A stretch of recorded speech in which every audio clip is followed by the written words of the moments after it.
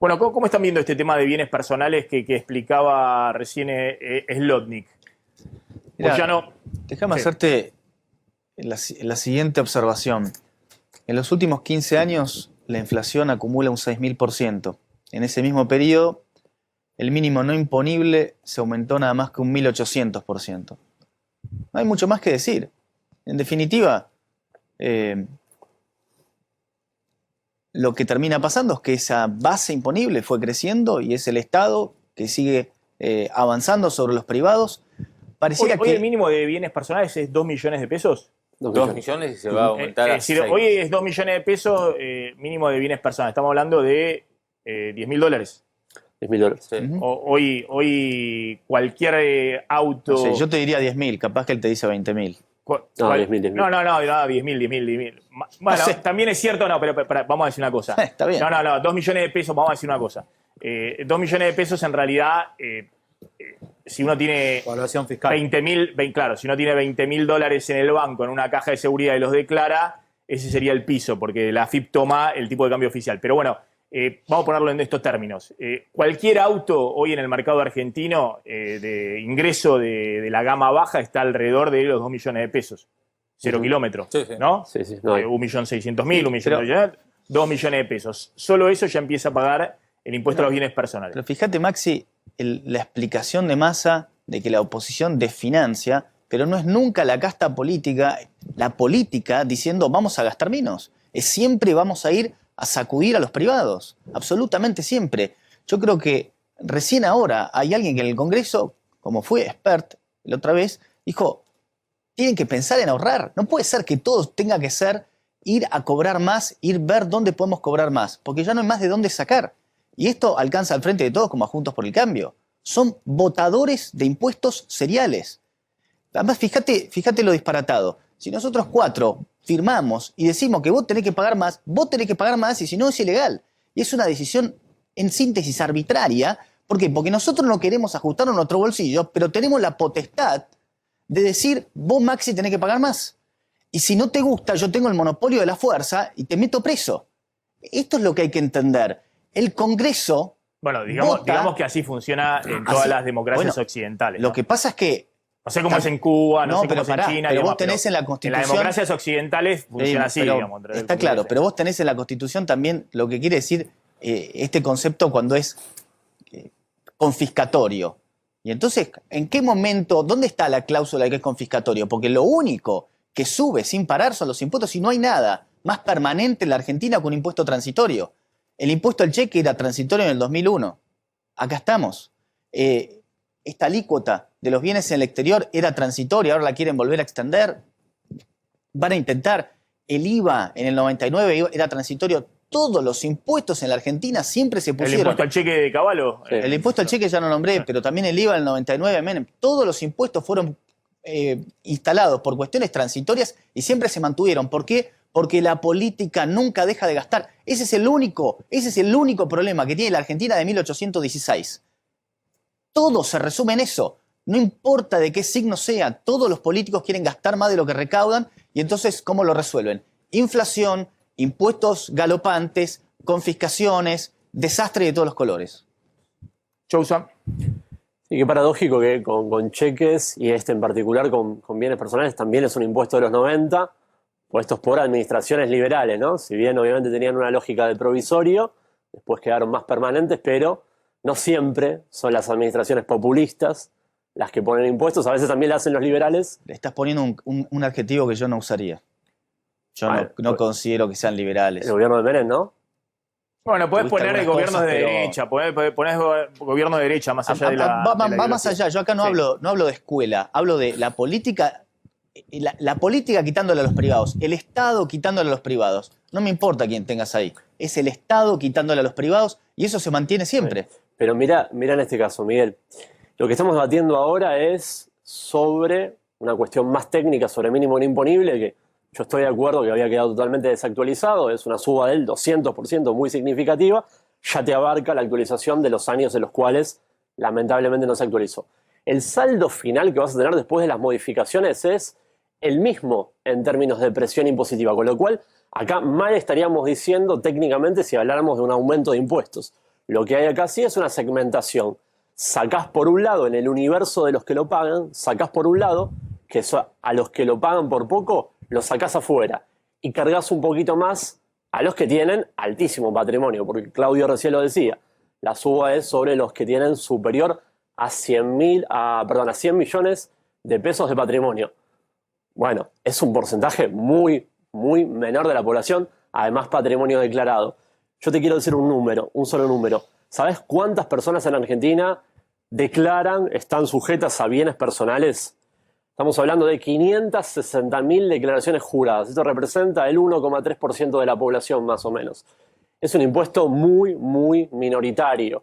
Obviamente a nadie le gusta pagar impuestos y está perfecto que así sea. Después podemos discutir qué es confiscatorio y qué no. Pero definitivamente es un impuesto necesario para armar una estructura tributaria progresiva. Si no, la verdad que no hay forma de financiar el Estado. Sergio, me parece que es necesario para seguir gastando. Cualquier cosa justifica la continuación del gasto de la política. Y fíjate que vos usás un argumento que me resulta bastante peligroso. Como son pocos, el impuesto lo vamos a justificar. Ese también fue el justificativo del impuesto a la riqueza. Pero la Constitución no te avala eso. Como son pocos, ¿cuál es el argumento? La ley no tiene que ser pareja para todos, ¿entendés? Me parece que es, creo que es a todas luces totalmente arbitrario y no hace más que justificar el gasto que la política no quiere ceder. La política quiere seguir gastando para lo que sea, para infinidad de cosas, y acá estamos con una economía que no puede crecer en buena medida porque está ahogada con impuestos. Estados Unidos también se está dando la misma discusión, ¿no? Podemos debatir el perfil ideológico del actual presidente, pero cuando llegó Biden al poder, lo primero que dijo fue impuestos justos, ¿no? Fair share. Y cuando dijo eso, instantáneamente implementó una reforma también bastante progresiva, a partir de la cual las grandes multinacionales pagaban más impuestos. Digo, porque si no, simplificamos que solamente en Argentina hay un gasto irresponsable, desmedido, y está pasando en todo el mundo la discusión. Por supuesto, pero vos dame las libertades económicas que tiene Estados Unidos y poneme los impuestos de Estados Unidos y va a estar fantástico. Vos dame las leyes laborales que tiene Estados Unidos y poneme los impuestos acá y vamos a estar fantásticos y vamos a crecer. Eso es lo que pasa. Vos querés comparar esa parte, pero te olvidás de todas las flexibilidades y todas las libertades económicas que tiene Estados Unidos y Argentina está al puesto 170 y sigue bajando en libertades económicas y en restricciones. Si no, empezamos a nombrar los países exitosos que funcionan diciendo está prohibido exportar carne, está prohibido comprar dólares, está prohibido subir tarifas. Porque la política económica de este gobierno tiene una sola palabra, prohibido. No hay nada que sea tendiente al crecimiento, solo prohibir. Sí, es una discusión también que siempre nos lleva al huevo y la gallina de si tienen buena provisión de servicios públicos los países avanzados porque previamente hicieron un Estado más liviano o si previamente consolidaron, tuvieron mayor solidez en términos recaudatorios y después ahí sí con un mayor desarrollo pudieron aliviar la estructura impositiva. Pero por fuera de lo teórico, que a mí mucho en lo personal no me interesa, me parece que sí tenemos que discutir lo que está pasando en Argentina en términos más amplios, ¿no? Acá este es un solo impuesto, pero algo que no se suele discutir mucho en la tele, en la discusión más mediática, que es que hubo rebajas impositivas en estos 2 años. Hubo una parva de reducciones y eliminaciones de uno de los impuestos más distorsivos, que son los derechos de exportación, las retenciones. Bueno, de eso cada 3 meses hay una rebaja muy agresiva. Hace unas semanas se bajaron un montón de economías regionales, reduciendo muchas de las distorsiones que se crearon después de que Macri fue al Fondo Monetario, que subió indiscriminadamente y mal perfeccionado las retenciones. Y bueno, y eso también se está trabajando. Digo, gradualmente no lo podés cambiar de un día para el otro, pero conforme te da espacio fiscal, lo estás haciendo. Perdóname, pero las retenciones se bajaron en economías regionales, donde es irrisorio respecto a donde se aumentaron. Pero veamos cuánto más recaudás por lo que aumentaron, por ejemplo, con el tema carnes, por ejemplo, con algunos cultivos, versus la cantidad de productos a los que le bajaron retenciones, pero en términos recaudatorios son irrisorios respecto a donde subiste retención. Entonces, no digas que bajaron impuestos vía retenciones, porque no es así. Y no es ideológico. Eso es lo que es. Bueno, es aritmético. Es matemática pura, además, no merita una discusión ideológica. Mirá la recaudación por derechos de exportaciones e importaciones sobre PBI y bajó en los 2 últimos años. Pero porque bajó el precio el año pasado de la soja. Por eso bajó. Pero no me digas que bajaron retenciones cuando bajaron para un montón de productos que casi ni se exportan de economías regionales, pero a lo que se exporta fuerte se la subieron. No solo eso, Partamos de verdades. se eliminó también todos los derechos de exportaciones sobre servicios, que esto también es algo que no se dice mucho. La administración anterior, por primera vez en la historia, aplicó retenciones sobre servicios y eso se elimina ahora en 2022. Bueno, hay que ver la película entera y me parece que si vos ves, cierro con esto, niveles de presión impositiva a PBI este año 2021, cuando cierre, todavía no tenemos los datos consolidados, pero no vas a estar muy lejos de 2019, a pesar de que te cayó una pandemia encima, ¿no? Eso no me parece menor. ¿Vos nos querés hacer creer que este es un gobierno que baja impuestos? Porque la verdad es que entonces no sé qué película estuve viendo los últimos 2 años. Estoy sorprendido. Yo creo que esta administración nunca se sintió incómoda con el nivel de presión impositiva a PBI y sí tiene una vocación de segmentar de mejor manera. Por eso ganancias, por ejemplo, que esto también es algo que no se dice mucho, ganancias se segmentó de forma mucho más efectiva para el segmento empresas. A ver, espera un segundito. Voy a aportar un tema de hoy. Está el tema de naftas. Contame el tema de naftas. Bueno, ¿por qué hay tanta discusión con el tema naftas? Nos metemos en eso y ahora voy a contar un poquito por qué Guzmán al final salió con la suya en la discusión con Cristina este año con el tema del ajuste fiscal y del déficit fiscal. Hace algunas semanas habíamos contado acá que algunas estaciones de servicio, sobre todo en el interior del país, de bandera blanca, justamente como les aumentaban los costos y el precio de la nafta, digamos, regulado por YPF, que tiene más del 55% del mercado, se mantiene constante, congelado, entonces esas empresas empezaban a tener problemas de abastecimiento, no les rendía vender nafta, porque no les daba la ecuación económica. Bueno, ese problema que comenzó, insisto, hace 2 meses, bueno, se fue extendiendo y hoy vos ya tenés en distintas regiones productivas y algunas grandes ciudades del país con problemas de abastecimiento de combustible por esto, porque el precio de la nafta y del gasoil están congelados, las empresas mayoristas de proveedoras de combustibles no les venden nafta a estas expendedoras minoristas. Los que son, por ejemplo, el campo directamente, en vez de ir a comprarle a los mayoristas a un precio más alto, porque ahí el precio está desregulado, van y le compran a las estaciones de servicio minoristas, que son los que tienen el precio congelado. Entonces, ¿qué pasa con las empresas de bandera blanca? Bueno, se quedan sin combustible, se quedan sin material para vender.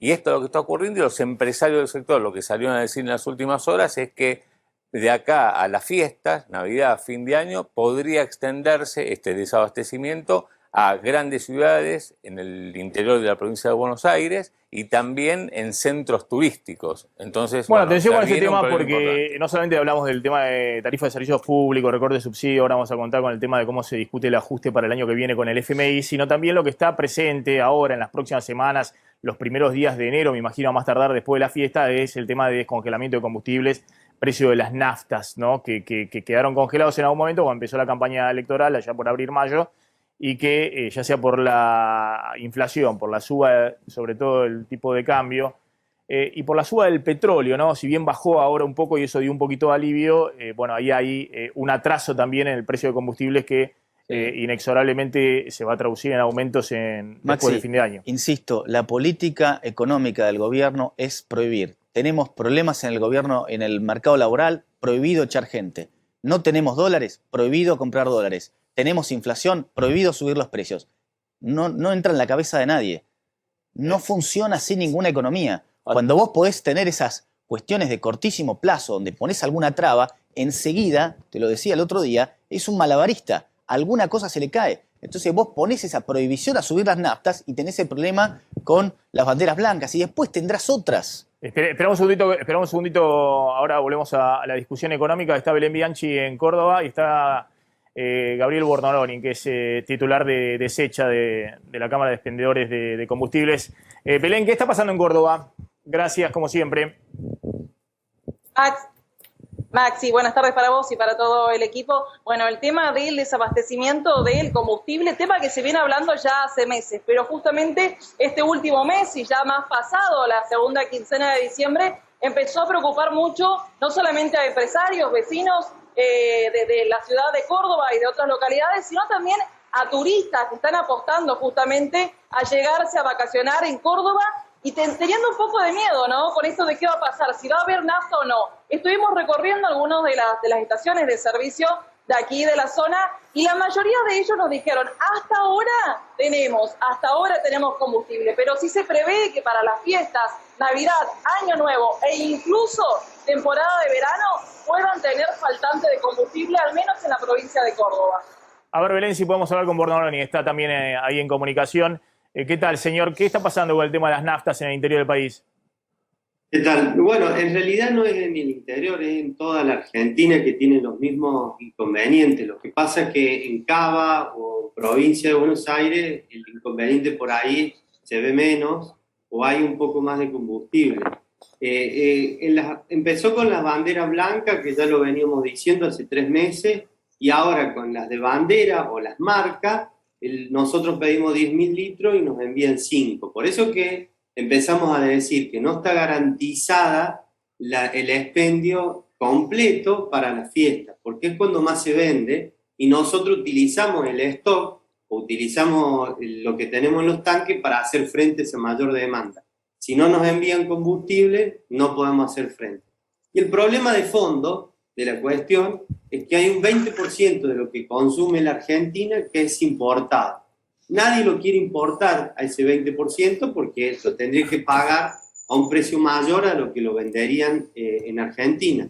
Y así estamos, con un 20% menos. A ver, discúlpeme un segundito. A ver qué está pasando en el Congreso en este momento.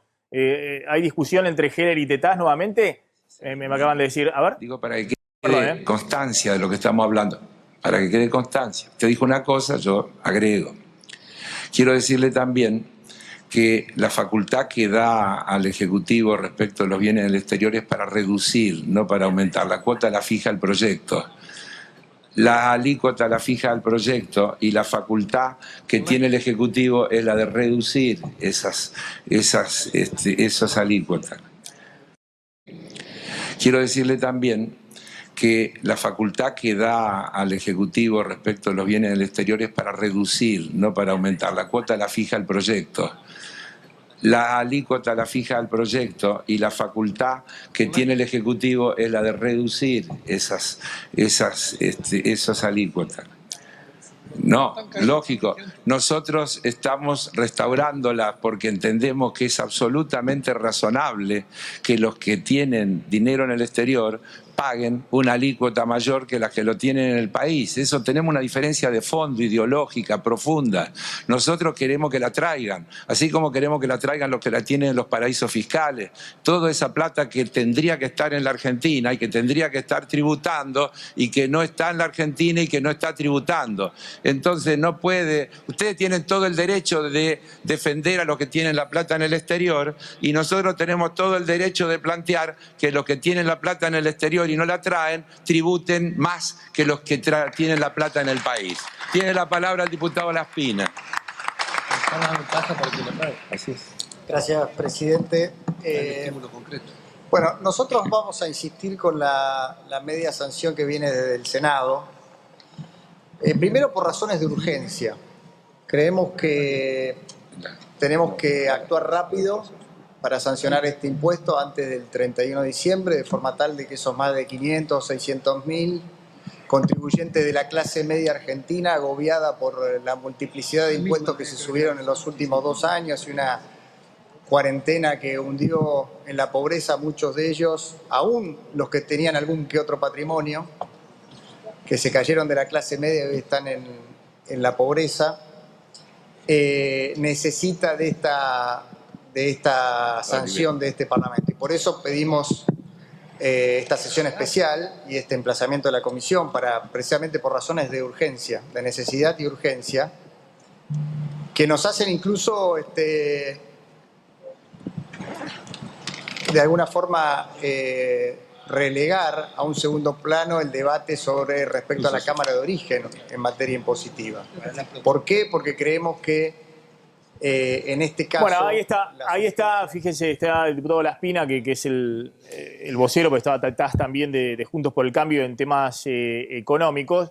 Es un poco lo que anticipamos recién, ¿no? Creo que están en el recinto del Senado, están en la Comisión de Presupuesto de la Cámara de Diputados, pero usan el recinto del Senado, que es más chiquito y demás, para poder hacer un poco más ordenado un debate, pero no es el recinto, no están discutiendo en el recinto de diputados esto, sino Es comisión, pues se confunde. Es la comisión de presupuesto, usaron el recinto, le pidieron prestado a los senadores el recinto del Senado para discutir esto. Es un poco lo que debatíamos y discutíamos recién, y había anticipado acá Slotnick. Recién decía Laspina, nosotros queremos avanzar directamente con la media sanción que tiene el Senado, vamos y aprobemos esto para subir rápido, aparte hay que hacerlo antes del 31 de diciembre, porque el ejercicio fiscal, si no, no podés legislar retroactivamente, el ejercicio fiscal cierra la foto el 31 de diciembre. Entonces, si querés subir el mínimo de impuestos a los bienes personales, tenés que hacerlo antes del 31 de diciembre, no queda nada, que estos días y 3 días la semana que viene, 4 días la semana que viene. ¿Me dejas hacer un comentario? Para poner un segundito.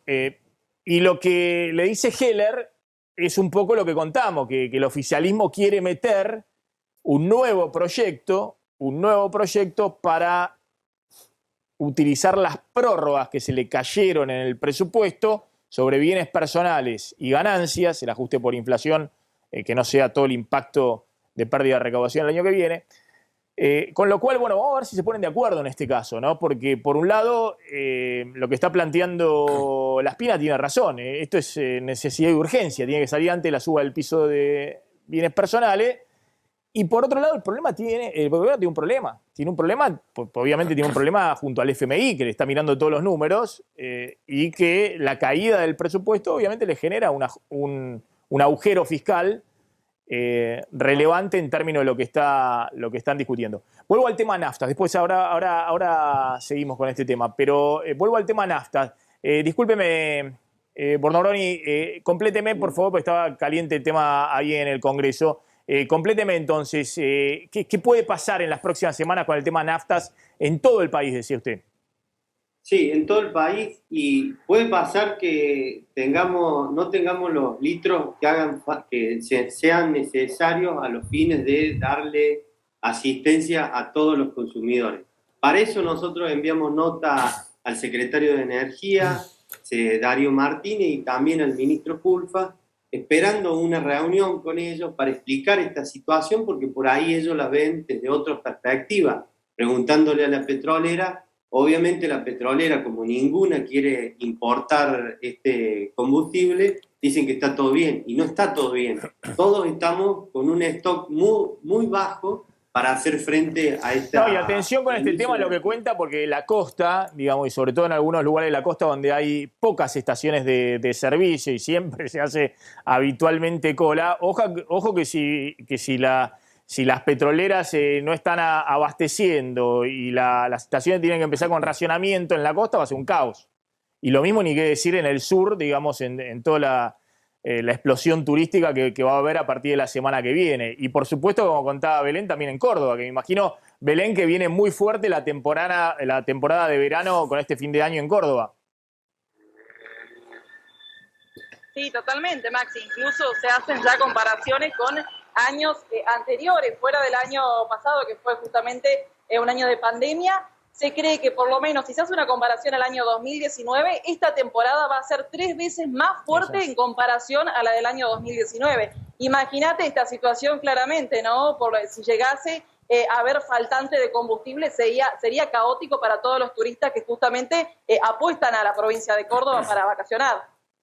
Bien, veremos a ver qué pasa con este tema. Bornoroni, gracias. Belén Bianchi, gracias, desde Córdoba, muy, muy amables, como siempre. Ahí las petroleras lo que dicen, las petroleras más grandes dicen que el atraso en el precio de los combustibles de las naftas es del 25%, que por ahora el gobierno no les da ningún guiño de que YPF, que es la que manda, regula el mercado, va a tener aumento a partir del 1 de enero. Con lo cual, nada, desde el sector privado de las petroleras más grandes y desde las empresas, estaciones de servicio más chicas, todas están coincidiendo, el sector de los combustibles está complicado por el congelamiento de precios y el aumento de los costos. Está el móvil, está para que podamos ver ahí lo que está pasando ahí en el 11. Bueno, mostremos lo que está pasando ahí en el 11. Bueno, como saben, fue una mañana caliente, está todo el tema de las ventas de fin de año, los comerciantes que obviamente es su momento, ¿no? Su momento fuerte en el año, más allá de lo que haya pasado en los últimos 2 meses. Y Y obviamente está toda la discusión de qué pasa con los manteros dando vuelta por el 11, ¿no? ¿Qué puede pasar con esa convivencia que es cada vez más compleja entre los manteros que quieren vender como pueden y los comerciantes que también y que tienen que pagar todos los costos y los alquileres y demás? Claro, claro, y después tenés toda la industria que está, lo que está diciendo es que los aumentos en el precio de la ropa que vimos, según el INDEC, 63% de aumento en el último año, tiene que ver, entre otras cosas, con el incremento de las materias primas. Hablan, por ejemplo, en el caso del algodón, 57% de aumento, pero así como el algodón, todos los insumos que tiene la industria textil, por una cuestión internacional, con incremento de costos, a lo que se suma aquí en la Argentina, esto argumentan justamente los principales industriales textiles del país, se le suma la suba del dólar, que por más que acá siempre hablamos, vino atrasado respecto a la inflación, bueno, entre la suba del dólar y cómo en dólares ha aumentado desde el algodón a las fibras, bueno, eso hace, según los industriales, a este impacto tan importante en el precio de la ropa cuando uno va a comprar. Bueno, está Armando Fleider, que es el dueño de Varonil. Armando, ¿cómo andás? Que siempre... Hola Maxi, ¿cómo andás tanto tiempo? Bien, bien, Armando, tanto tiempo que siempre nos viste, Varonil. Miren qué elegante que estoy como siempre ahí con los diseños de Armando. Me tengo que dar una vuelta, hace tiempo que no me doy una vuelta, pero bueno, ya veremos el año que viene.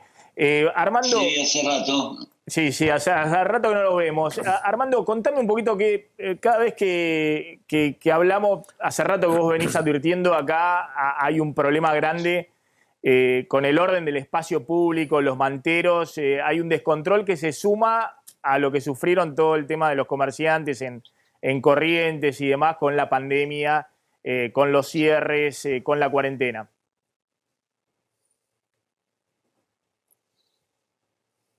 Sí, bueno, ya lo hablamos, creo, la otra vez, es algo que no tiene solución, al contrario, se va post pandemia, post cierre de pandemia, aparte digitaron esto, y Porredón los mandaron entonces a estas zonas, y nada, como ya lo hablamos una vez, es un shopping en la calle, porque ya no solo está la ropa que vos quieras, con la marca que vos quieras, sino ya comida, bueno, lo que necesites lo tenés. Y vos ves que... Pero, perdóname, no sé si hay un problema ahí con la... Sí. No te escuchaba bien, hay un problema con la conexión. Vos ves que eso no hay ningún tipo de control, no hay ningún tipo de regulación. No, cero. ¿Me escuchás? Sí. ¿Hola? Sí, te escucho. Cero control, no. Cero control. Los únicos que podemos controlar a veces somos los comerciantes que le pedimos, che, que no te pongas acá en la puerta, correte un poquito para el costado. No, control del gobierno, policial o lo que vos digas, no, al contrario. Y eso genera situaciones violentas como las de hoy, digamos, de mucho roce y situaciones violentas. Ya te digo, hasta productos alimenticios. Y sí, acá en esta cuadra, hoy no la vi, pero me enteré por un conocido que... Y sí, se va a hacer, porque es uno contra otro, es muy complicado. Y esta fecha, que son más calientes, para algunos rubros se pone peor, ¿no? Te hago una última pregunta porque andamos mal con la conexión. ¿Está habiendo una reactivación de ventas? Digamos, acá hablamos un poco de... Está habiendo una reactivación de ventas. Acá hablamos también que... ¿Por qué han subido tanto también los precios de los textiles en este contexto? ¿Y qué es lo que está subiendo del inventario y demás? ¿Por qué está, según el INDEX, 65-70% de aumento respecto al año pasado? No, bueno, ahí no, la verdad no sé, lo nuestro no pasó eso, pero sí hay un aumento en los talleres, hay menos talleres, hubo más demanda y muchos talleres que cerraron, los que quedaron seguramente quieren recuperar algo de lo perdido, las telas escasean en algunos rubros y bueno, son importadas, van con el valor del dólar. un aumento muy grande, pero sí sé que hay, y la reactivación que vos me dijiste, y en mi rubro se vio porque se habitaron las fiestas, los casamientos, los 15, fiestas del... Ahora Navidad no es el puerto nuestro, pero sí, se reactivó, claro. Bueno, aparte veníamos de la nada, ¿no?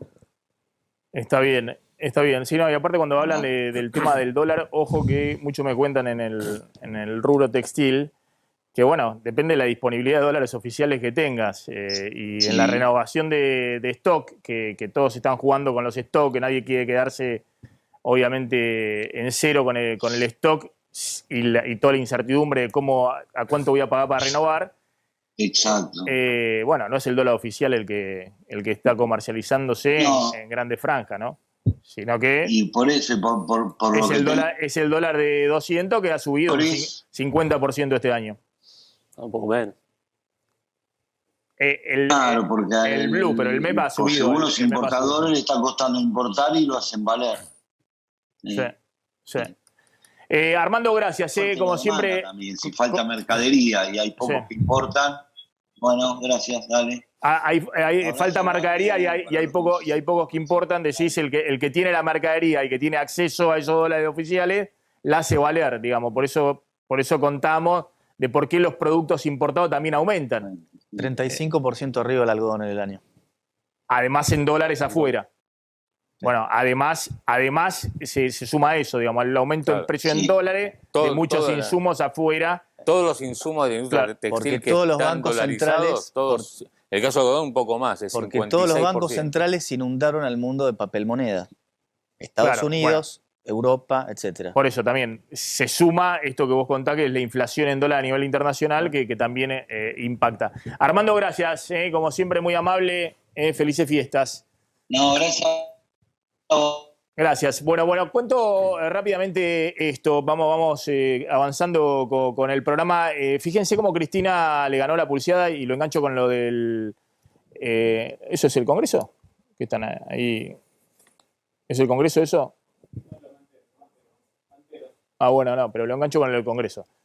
Al final Guzmán hizo lo que le prometía al FMI, el cruce con Cristina por el ajuste en el año electoral. Fíjense lo que pasó.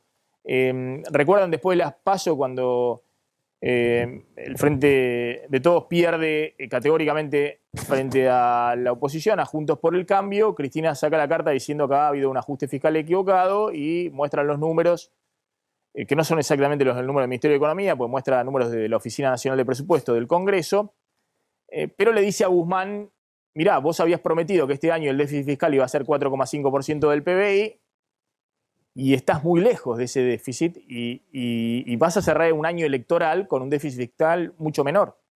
Y nosotros dijimos, más allá de que figuraba 4,5% de déficit fiscal en el presupuesto 2021, Guzmán le había prometido al FMI, y lo contamos porque Guzmán se lo contó a inversores ya desde fines del año pasado, principio de este año, que la meta que él trabajaba de déficit fiscal para este año, el déficit fiscal primario, antes de pago de intereses, era del 3% del PBI. Y finalmente, eso es lo que ocurre. ¿Y cómo va a cerrar el año? Fíjense los números rápidamente. El déficit fiscal primario el año pasado fue 6,5% del PBI, base caja, lo que ingresa y lo que se paga, lo que se gasta, lo que se paga, no el devengado que usa los números del Congreso, Oficina de Presupuesto. Esto es lo que se acuerda con el Fondo Monetario, lo base caja, que es la planilla de todos los meses del Ministerio de Economía, el mega déficit fiscal financiado por emisión monetaria, y este año estas curvas se cruzan. Esto era el gasto público el año pasado y esto era la recaudación que se había derrumbado y se generó un déficit fiscal enorme. Y el gasto público aumentando algunos meses al 100% respecto igual mes del año anterior porque se disparó con el gasto COVID, lo que ustedes saben. Y la recaudación se había derrumbado, había más de 40% de inflación y la recaudación estaba en cero respecto a igual mes del año anterior. El mega déficit fiscal del año pasado financió con emisión monetaria. Desde octubre del año pasado, Guzmán empieza un proceso de ajuste fiscal, que significa que la línea roja se le pone un techo, un tope. Es decir, se empieza a desmontar el gasto COVID, se elimina el IFE, el último IFE se paga en agosto del año pasado, no hay bono para jubilados a fin de año, para la UH, para nada. Se pone un tope, más el tope del gasto previsional que juega la nueva fórmula jubilatoria. El año pasado el tope al gasto previsional había sido la suspensión de la fórmula jubilatoria y los aumentos por decreto. Este año fue la nueva fórmula, como jugó este año la nueva fórmula previsión. Y por eso el gasto público empieza a crecer todos los meses por debajo de la inflación y por debajo de la recaudación. La recaudación se dispara y el déficit fiscal, primeros 11 meses del año, esto es lo que informó ayer el Ministerio de Economía, da 2,1% del PBI. 2,1% del PBI de déficit fiscal.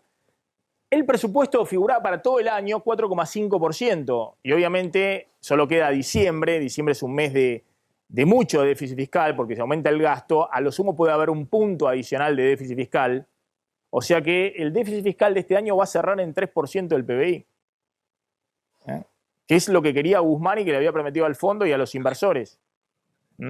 Y claramente no es lo que quería Cristina, porque Cristina le había dicho que había un ajuste fiscal equivocado en un año electoral, en un año en el cual el oficialismo perdió por paliza en la elección. Y esto se logra porque si bien aumenta la obra pública, que es una partida pequeña en el presupuesto, ahora van a ver, aumenta 50% en términos reales por arriba de la inflación, se disparan los subsidios económicos para el congelamiento de tarifa, aumentan 33% en términos reales por arriba de la inflación. Y esta sí es una partida que se ha disparado y es muy grande y que tiene en la mira el año que viene Guzmán con el FMI. Y los salarios públicos apenas empiezan a recuperar recién en los últimos meses y recién el gasto salarial está en términos reales positivo apenas 2% en estos últimos meses. Todo el gasto grueso, que es el 60% del gasto público, que es el gasto previsional y social, viene ajustándose en términos reales por debajo de la inflación y por debajo de la recaudación. Eso es lo que le permite a Guzmán cerrar con este 3% de déficit fiscal en un año electoral. Pese a que Cristina le decía, y se lo puso en una carta, se lo puso escrito, que había que cerrar con 4,5% de déficit fiscal. Cuando yo le decía, bueno, no se fijen en esto, la obra pública se reactivó, pero fíjense desde dónde se reactivó la obra pública. La obra pública está en pisos históricos. En el 2019, cuando Macri cierra el segundo acuerdo con el fondo, tiene que frenar toda la obra pública. Y es un piso histórico, 1% del PBI en obra pública. En el 2020, con la pandemia, también tuvo un nivel 1,3% del PBI de obra pública. Históricamente, nada. Se recupera 1,8% del PBI este año, pero de todas maneras está por debajo del 2017, del 2016 y muy por debajo del 2015, la obra pública. No es una partida... La partida que se le dispara al gobierno este año, y se le dispara a Guzmán, porque tuvo un conflicto con parte del gobierno, con Cristina y demás, es la de subsidios económicos. Imagínense si Guzmán hubiera accedido a aumentar tarifas y generar que la partida de subsidios económicos fuera menor, hubiese tenido un déficit fiscal por debajo del 3% del PBI. Pero eso no lo logra hacer Guzmán, que era lo que le pedía el Fondo Monetario. En algún momento Máximo Kirchner tiene un cruce muy fuerte con Guzmán, le dice no se puede responder a dos amos. Venía de Washington y decía que había que hacer el tema tarifario. Eso no lo puede hacer porque tiene un cruce muy grande con Cristina en el inicio de la campaña electoral. Estamos hablando de abril, marzo-abril de este año. Pero sí lo que hace es silenciosamente, silbando bajito, licuando con el 50% de inflación la mayor parte del gasto previsional y social, además de desmontar gran parte del gasto COVID. Y eso le permite cerrar en 3% del PBI. Es decir, si la Argentina hubiese tenido este año un acuerdo con el fondo, hubiese cumplido con la meta fiscal. Para el año que viene, lo que están discutiendo ahora es el ajuste del año que viene. Y Guzmán dice que el FMI le acepta que el año que viene haya un déficit fiscal de 3,3% del PBI. Que es más o menos como cierra este año se va a cerrar más bajo, 3%. Pero ojo que el año que viene no está la super soja, no está el ingreso a los altos patrimonios, el impuesto a los altos patrimonios, y el acuerdo que tiene Guzmán con el FMI es hacer una restricción monetaria muy fuerte de asistencia al Tesoro Nacional. Es decir, que la emisión no puede superar 1,8% del PBI, 1 billón de pesos. Entonces la discusión que hay fuerte ahora dentro del gobierno, ¿no?, de Guzmán con el FMI, que le ha puesto esta restricción, es si Guzmán para el año que viene no está esperando también un déficit fiscal menor al que está diciendo que, y puso en el presupuesto, quiere acordar. Y esta partida, ¿no?, el recorte de subsidios energéticos, subsidios económicos, que va a implicar inexorablemente aumento de tarifas de servicios públicos. Bueno, simplemente para cerrar un poquito la discusión económica. Al final, Guzmán, silbando bajito, decía que no, pero en el año electoral hizo un ajuste fiscal y redujo fuertemente el déficit fiscal. Si vos ves, Maxi, las principales partidas de intervención del Estado, educación, salud, ciencia y técnica, no tenés ninguna que crezca el gasto por abajo de la inflación. Vos mostrabas recién infraestructura, fíjate qué paradójico, ¿no? El año que viene tenés proyectado llegar a un poco más de 2 puntos PIB. El sector privado, las cámaras, ¿no? A veces se estigmatiza el gasto público. Las cámaras te piden 5 puntos del PIB como proyección a futuro e ir convergiendo esos niveles. Sí, es verdad que te deja una inercia que vos llamas ajuste, para mí no es ajuste, sino que es por la composición de la forma, por cómo se dio el proceso de reducción en el principal componente, que es el previsional, el de seguridad social. Jubilaciones, pensiones y AUH. Sí, pero digo, eso con la fórmula, como viste acá en Argentina somos muy maniqueos, en un año cuando la fórmula al revés revierta, porque tal vez empezás algún proceso incipiente de desinflación tenue y la fórmula te empiece a pagar la inflación de este año, vamos a los argentinos a decir... Si la inflación el año que viene es un poco por debajo del 50%, jubilados, AUH, el año que viene, como actúa la fórmula, van a recuperar poder adquisitivo. Exacto. Si la inflación se dispara al 55 y demás, no, van a volver a perder poder adquisitivo. Exacto. Por eso fue la gran apuesta en esa primera parte, en esos primeros meses, cuando había intentado tabicar, achatando la distribución de la pirámide. Bueno, después eso por algunas inconsistencias políticas se terminó mancando. Digo, me parece que el programa fiscal para 2022 es perfectamente cumplible. Vos lo estamos mostrando en todos los números.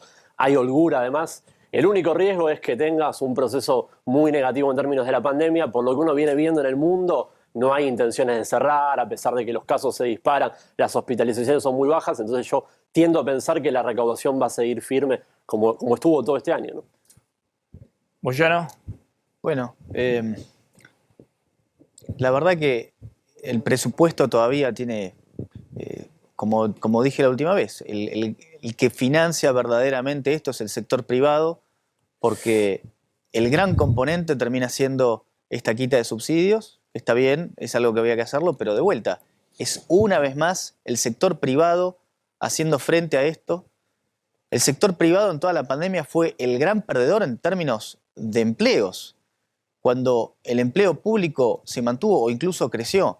Entonces, se habla de desigualdad. Pues fíjate que Carlos Heller, ¿no?, demagógicamente decía, no, yo quiero que los que están afuera paguen y que paguen más, lo cual es para discutir, ¿por qué tiene que pagar más? Porque estamos preocupados por los de acá y sin embargo después termina teniendo este ajuste a los jubilados, pero sobre todo lo siguiente, ellos no están defendiendo a los que menos tienen, ellos están defendiendo a ellos. Esa es mi interpretación. Ellos se están defendiendo a ellos y están diciendo, quiero que los que están afuera vengan y paguen porque yo los quiero agarrar. Porque el ajuste nunca lo hace la política. Es falso lo que sostienen cuando dicen que están preocupados por los que menos tienen. Ellos están preocupados por mantener sus privilegios. Eso es lo que hacen. Yo una consideración, Maxi, sobre el ticket energético, ¿no?, que es uno de los componentes, ¿no?, que más peso te incorpora sobre el déficit actual. Y hay que decir que el año que viene vence la resolución 46 de 2017, que por cómo estaba perfeccionada y también por la dinámica de precios internacionales, hay que reconocerlo, terminó siendo totalmente insatisfactoria en términos de las cuentas públicas, ¿no? Te implica una componente de transferencia al sector privado, a las grandes empresas petroleras, que hoy no puede soportar. Bueno, eso cae automáticamente en 2022 y por lo que fue la implementación del plan Gasar, hoy vas a tener una componente de subsidios mucho menor. Me parece que este efecto que se está empezando a instalar de posibles tarifazos se va a mitigar muchísimo y vos podés darte un esquema en el cual tengas aumentos más o menos en línea con la inflación. Después discutiremos si es inflación proyectada 2022 o inflación de este año, pero sin dar un sablazo como fue en 2016-2017. Hace 20 años solamente tuviste 2 sin ley de emergencia económica. Eso hace que el Ejecutivo básicamente pueda hacer casi lo que quiera en términos de tarifas. Seguimos con emergencia económica y estamos ante las arbitrariedades de superpoderes en el Ejecutivo que mete mano a las tarifas y hace todo lo que se le da la gana todo el tiempo. Gracias a los dos. Como siempre, muy interesante escucharlos.